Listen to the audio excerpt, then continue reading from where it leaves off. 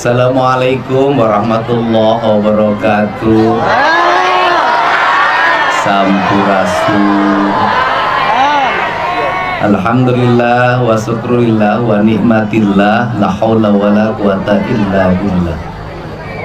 Saya mohon maaf ke Pak Ustadz, agak ngebelakangin, bingung kalau kesana juga jadi nggak kelihatan. Pak Bupati dan seluruh jajarannya, kawan-kawan dari Pemda Provinsi Jawa Barat, penyelenggara Badan Pendapatan Daerah. Pertama saya mohon maaf terlambat karena perjalanan dari ujung selatan Jawa Barat, Banjar, menempuh jalan hampir 7 jam untuk sampai ke sini. Tadi sepanjang jalan Pak Bupati, semua rakyat tuh teriaknya satu, Pak jalan, Pak jalan.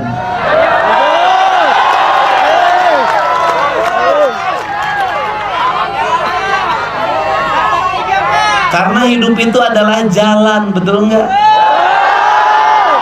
Sekali lagi, hidup itu adalah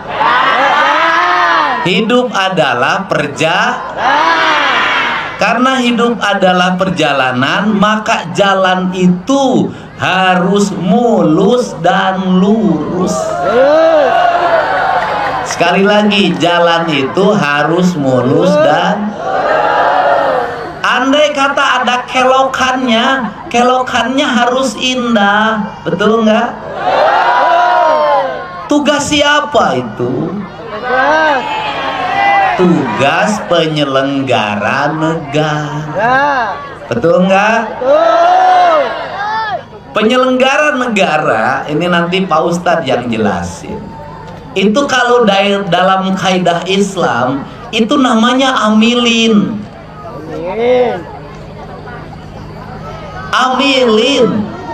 Amilin itu ya mengelola dana Baitul Mal. Baitul Mal itu di dalamnya adalah pembayaran zakat. Zakat itu dulu dibayarkan untuk mengelola negara. Di kita ini ada pajak, kita ini amilinnya. Dan amilin itu kan tidak boleh terlalu gede. Space-nya 10-15%. Kenapa Jawa Barat kok nggak cepet majunya? Kenapa Bekasi nggak cepet majunya? Amilin terlalu gede ngambil jatahnya. Betul nggak? Amilin itu siapa? Gubernur, bupati, sekretaris daerah, kepala OPD, anggota DPRD. Kita ini ngambil jatah kegedean. Gimana kegedeannya? Dari anggaran 100%, amilin hampir 70%. Dari 30 diambil lagi, sisa tinggal 10% paling buat rakyatnya. Makanya kita susah maju. Sehingga ketika saya memimpin, saya mencoba untuk merubah pola berpikir ini. Apa merubah pola berpikirnya? Kita penyelenggara negara jangan terlalu banyak mengambil jatah kepentingan rakyat itu.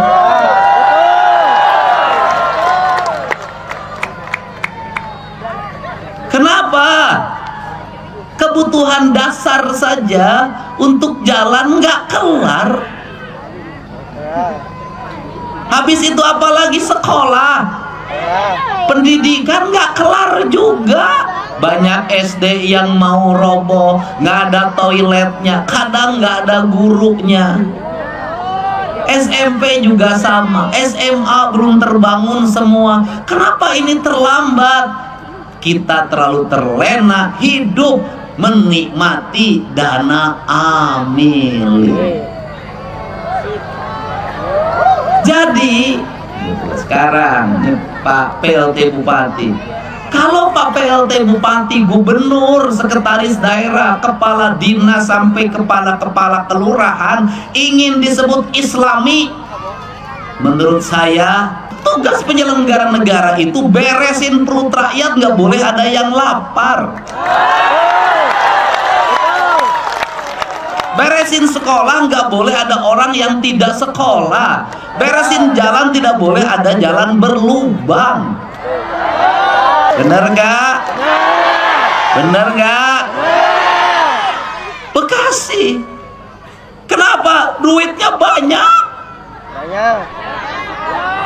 Bener nggak? Duitnya banyak.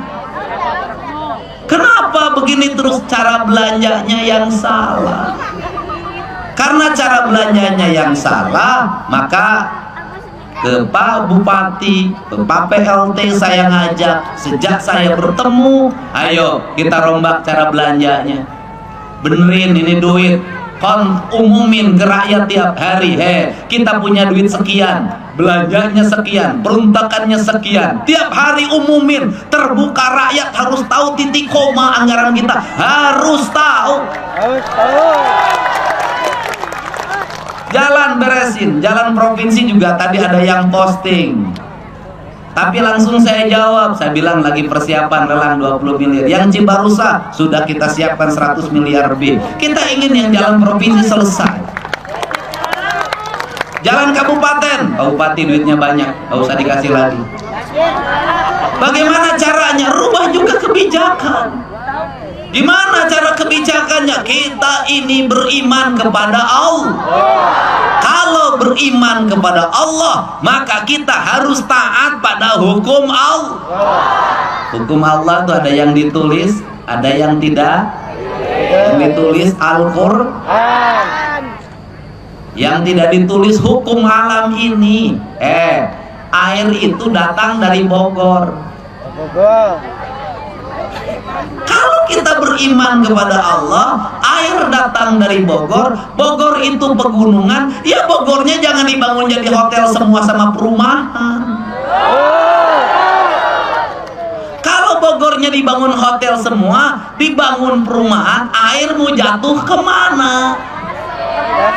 Maka air jatuh ke sungai, ke kali Bekasi, kali CBL. Ya kemudian di sepanjang jalan buang sampah ke rumah-rumah di pinggir terjadi pendangkal. Proyek keruk-keruknya bohong-bohong, cari untung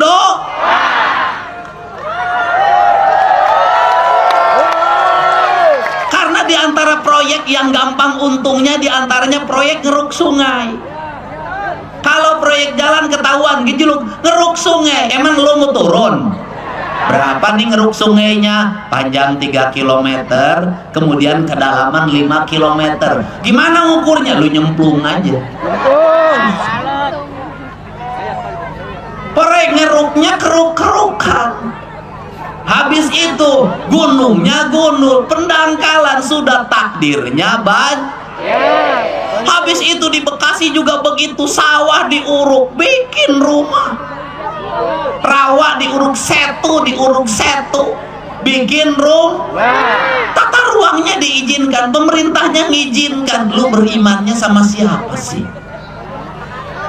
Akhirnya giliran banjir, Pak Dede.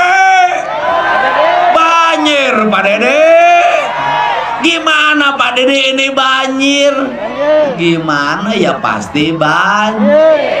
Giliran normalisasi, tanah-tanah sungainya sudah dibongkar sama Pak Dedi dan Bupati banjir kagak mau, sungainya nggak mau dinormalisasi. Banjir kagak mau, sawahnya diurukin. Banjir kagak mau, gunungnya ditebangin. Banjir kalau mau, hutan-hutan berubah jadi perumahan pemukiman. Iya pasti banjir takdirnya. Jadi kalau begitu kita ini beriman kagak? Kagak, pura-pura beriman. Ayo kita benerin, oke?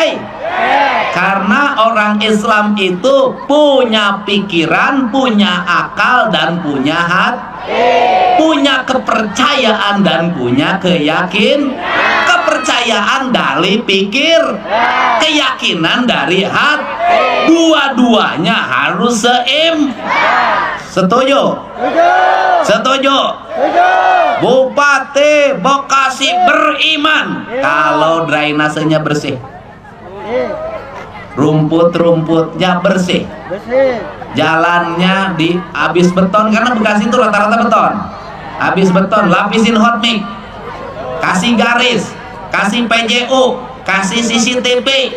Rakyatnya beriman, anak kecil nggak boleh dikasih motor. Bener nggak? Ini diantara kabupaten yang masih ada tawuran Bekasi ini. Kabupaten lain udah kagak ada semenjak ada barak militer.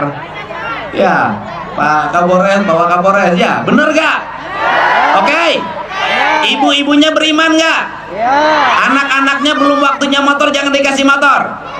Belum waktunya merokok, jangan dikasih rokok. Kemudian anak-anaknya mau laki-laki mau perempuan maghrib masuk rumah. Bener gak? Ibu-ibu, saya kasih tahu sebagai Gubernur Jawa Barat, jangan hanya cemas pada anak perempuan, anak laki-laki juga harus dicemasin. Bener gak? Anak laki-laki juga bahaya. Kenapa? Hari ini di Jawa Barat banyak peristiwa anak laki-laki digarap sama laki-laki. Bahaya nggak?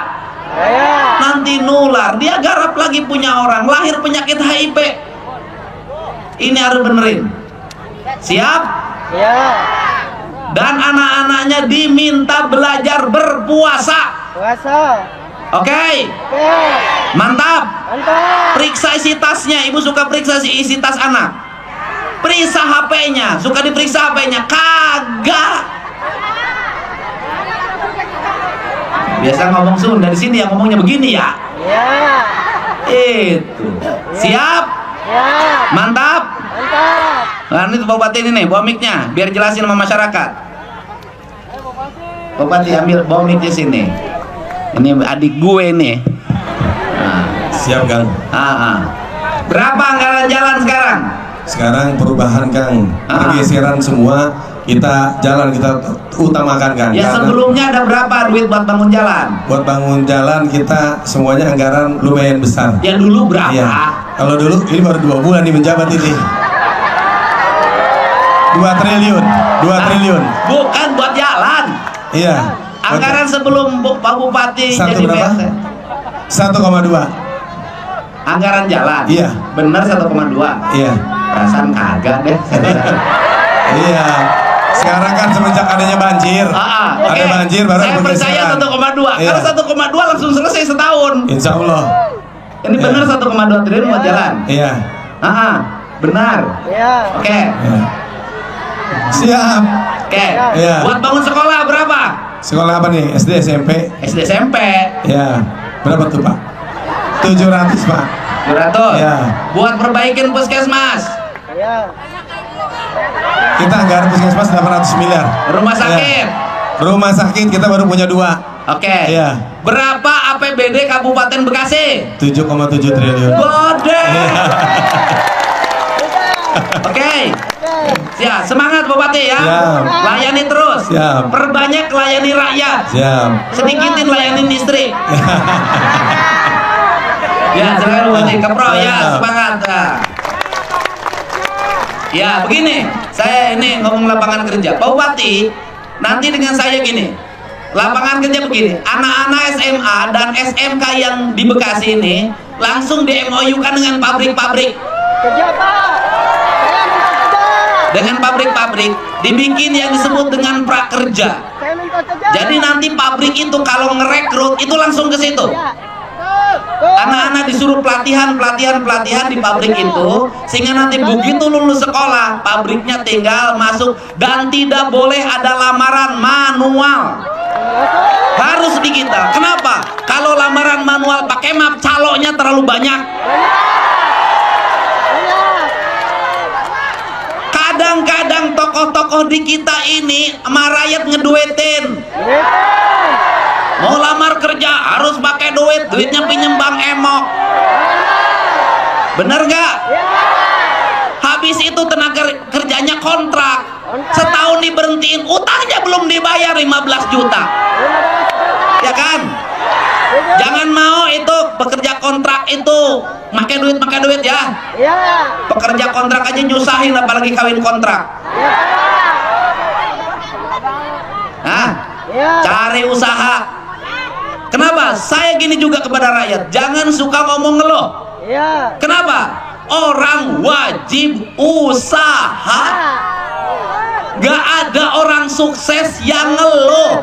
Gak ada orang sukses aduh. Gak ada, berjuang terus. Betul nggak? Saya berdiri di sini karena berjuang juga, susah juga hidupnya. Emang langsung senang kagak lah. Ya, semangat. Semangat. Semangat. Semangat. Kamu saya kenal, pernah ketemu ya? Iya. Yang pernah dibeliin rumah kan? Rumahnya udah selesai. Sudah selesai. Adik kamu yang di UI kuliahnya lancar. Lancar. Ini yang kuliah di UI lancar. Jadi ini ceritanya begini, dulu saya keliling di Bekasi itu ketemu sama dia. Ya kan ngomong Bekasi. Ketemu dia kan, habis itu dibeliin rumah 120 juta ya. Sama Pak Bupati, Pak Ade, bareng dengan saya ketemunya. Ini adiknya ini kuliah di UI. Dia ngebiayain adiknya yang kuliah UI, dia aja baca tulis aja nggak bisa. Ini hebat ini, kamu mukanya cerah, kamu kuliah UI-nya lancar. Naik kereta, mantap. Jangan dulu pacaran. Iya. Itu, cari yang bujangan, jangan yang bajingan.